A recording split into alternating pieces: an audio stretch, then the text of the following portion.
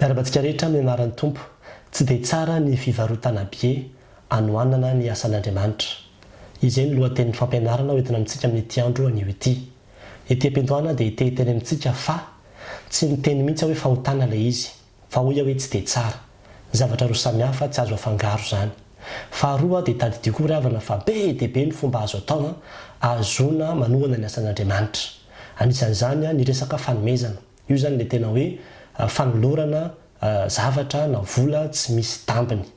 Faharoa dia misy ny resaka fotodrafitrasa na hoe loharanom-bola maharitra.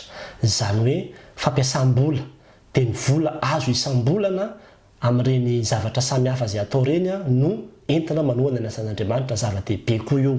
Araka ilay tenin'Andriamanitra ny Luka 7:7 hoe mandran-toa mandram-piavoko. Fa ny fahatelo izay mahazatra ny maro dia ilay resaka takalo. Io indray zany dia fivarotana bie. Zany hoe raha vao misy bie mihitsy ao anatin'ilay izy ao dia efa takalo izay ny anarany hoe tia sinday. Fa za manokana ry havana dia tena resy lahatra hoe tsy dia tsara ilay izy.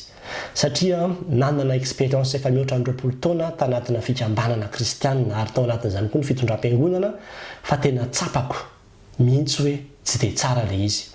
Anisan'ny antony voalohany mahatonga amin'ny tenin'izany dia ny hoe tsy dia tena vokatry ny fon'ny olona ilay izy rehefa tena dinianao. Misy tenin'Andriamanitra nefa ry havana any amin'ny Korintianina 2:7-7 manao hoe aoka ny olona rehetra samy anao araka izay nin'ny fony avy. Tsy amin'ny alahelo na amin'ny faneriterena fa izay manome amin'ny fifaliana no tian'Andriamanitra. Nefa indraindray ilay olona ohatran'ny matikena maso fotsiny izy dia mandray an'ilay izy. Fa raha ny tena fony vokatry ny fony tsy te handray an'ilay izy. Zay aloha zany voalohany. Faharoa dia manahirana koa izy io. Manao ny bieko, manao ny fanentanana, koa mikarakara an'ilay izy, koa mivarotra an'ilay izy, manatanteraka an'ilay izy. Tena tsy moramora fa asa be io resaka fanaovana zavatra misy takalo io. Ary ny fahatelo dia tsy dia misy tombony anefa. Raha hivarotra biena 2,000 ianao dia ny 900 ny tena mahazo tombony dia ilay olona ilay anangalana an'ilay entana. Fa ilay olona mpikarakara 500 mba azo antsika tombony amin'ilay izy. Ilay vola miodina zany ohatran'ny hoe be dia be fa ry vola ireo tsisy tonga dia makany amin'ilay asan'Andriamanitra daholo fa lasa miparitaka mandeha amin'ny toerana isan-karazany. Ary mampiferin'aina ny mpivarotra bie satria izy anamarotana an'ireto bie reto dia avao indray manampitamby mafy an'ilay olona hivarotana an'ilay bie. Dia matahotra kosa ohatratra ny valy fingaka hoe za zao androanitra mivarotra bie 2,000 raha pitso hivarotana bie 3,000 dia lasa mampiferin'aina ilay izy. Ary eo koa ny fitakiana vola. Tsy moramora mihitsy ny fitakiana vola ka za dia tena mahatsiaro hoe miferin'aina ilay mpikambana raha vao miresaka hoe fivarotana bie zany anovana ny asan'Andriamanitra. Ary manarak'izay fahadimy dia tena mampiembotra ilay izy. Raha vao be loatra ilay izy dia tena miembotra ilay olona. Indraindray moa ny sasany raha vao miditra eny amin'ny varavarana mihitsy dia efa tonga dia efa tsenaina amin'ny bie tena tsy mety. Fa mampiembotra ilay izy indrindrandrindra rehefa be loatra dia miembotra ilay olona ao anatin'izany. Ary ny fahaenina dia mampiady. Misy foana ny trosa, misy foana ny fetsifetsy, misy foana ny mangalatra, misy zavatra isan-karazany izay ararotin'ny Satana ao anatin'ilay izy ao dia tena lasa mahatonga korotana fa misy ny kamo ao anatin'izany rehetrarehetra satria asa be ilay izy araka ny fanambara tamintsika teo. Ary anisan'ny antony anankiray izay tena lehibe indrindra koa ry havana dia hoe mampanota olona mihitsy ilay izy. Satria ilay olona moa zany dia efa lasa voataiza mihitsy izy hoe hividy an'ilay gâteau izy ohatra zany. Ka raha vao kely ilay gâteau dia mimononmonina izy, tezitra izy. Lasa tafiditra anatina fitsarany hoe tony ve mba omena fetsifetsy tsy mahavita tsony asa ohatr'izany. Lasa tafiditra anatin'izay hoe tafalatsaka anatin'izay fahotana izay mihitsy ilay olona fatafitohinana vokatr'ilay fanaovantsika an'ilay opération sy ilay fivarotana bie. N'inona raha ny tokony atao? Tokony tezaina ry havana ny olona. Tokony tezaina ny fikambanana, tokony tezaina ny fiangonana mba hanome an-tsitrapo fotsiny. Ary za manokana dia tena miompikevitra mihitsy amin'ny ray aman-dreny filohan'ny fijikema. Izy moa namoaka boky hoe fanomezana fa tsy takalo. Dia any pejy 120 dia misy an'izao teny izao soratany manao hoe volan'Andriamanitra io atanantsika isam-batan'olona sy isan-tokantrano io. Ka raha maka amin'ny azy anaovana ny asany izy, iza moa isika ny tokony hanakana azy. Nahoana no tsy maintsy tambazana hanina na fety isika vao hanome azy izay azy raha teo.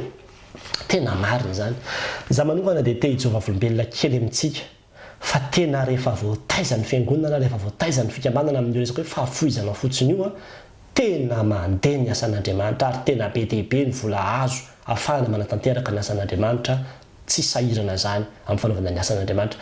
Tany Marovay moa zay no nitondra fiangonana nandritra ny taona ary tamin'isy fotoana nanao ny fotodrafitrasa zay hoe andao loharan'olona mahatra ho an'ny fiangonana trano zay misy pavillon anankifolo any ambany ho atao tsena mpanofaina dia ny ambony misy efitra anankidimy atao sekoly zay zany natsangana tao anatin'ny taona sy tapany nanaovana azy teo amin'ny 400 millions FMZ tao nefa dia any ambany vohatra be zavatra toerana tsisy tsy tonga ny fiara akory toerana tsisy jiro fa dia tena hoe ambany vohatra be nefa dia vita izy ary satria le olona zany ny hoteizaina mihitsy amin'ny resaka foizana raha ohatra zany zay ka hoe ozy mpanao trano hoe mila simontsika pasteur simon valopoloisa misy an'izay fotoana zay zao nitady simon valopoloisa zay dia nanaovana azy dia izay fotsiny hoe rehefa tonga ny alahady dia tonga dia tenenina fotsiny ny olona hoe amin'ny zoma mila simon valopoloisa ny mpanao trano ka dia andery avana izy avy daholo ny resy lahatra izy avy daholo ny teanome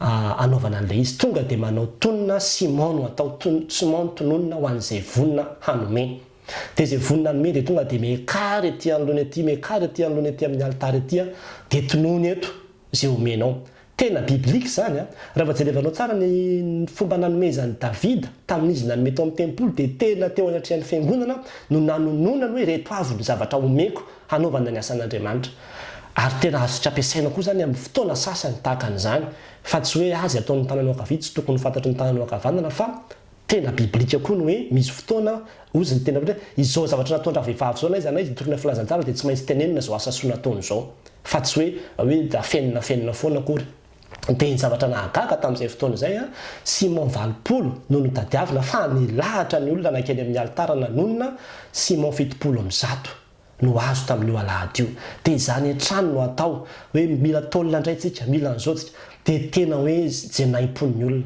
fahafoizana avy amin'ny olona ary tena mandeha ny asan'Andriamanitra vita le trano ary efa voatokana zany trano zany tamin'ny taona 2024 ka tena voninahitr'Andriamanitra rery ihany fa tena tia-pirisika antsika hoe mila miavaotsika mila manova fomba fiasa mba hahafahantsika tena mahita fahombiazana fa tsy dia tsara ry havana ny fivarotana tapakila fivarotana bie raha noho ny asan'Andriamanitra fa tena mila isika manome tsotro zao fotsiny ary rehefa amoaka ihany le olona 10,000 mahafo 10,000 ihany izy dia tezao izy manao hoe io 10,000 io tonga dia afo izy ray manontolo fa aza mitady zavatra tamberina hiverina aminao zany dia hitanao fa tena vita ny asan'Andriamanitra ho an'Andriamanitra ny voninahitra raha nazaonao izay video izay dia zarao misaotra tompoko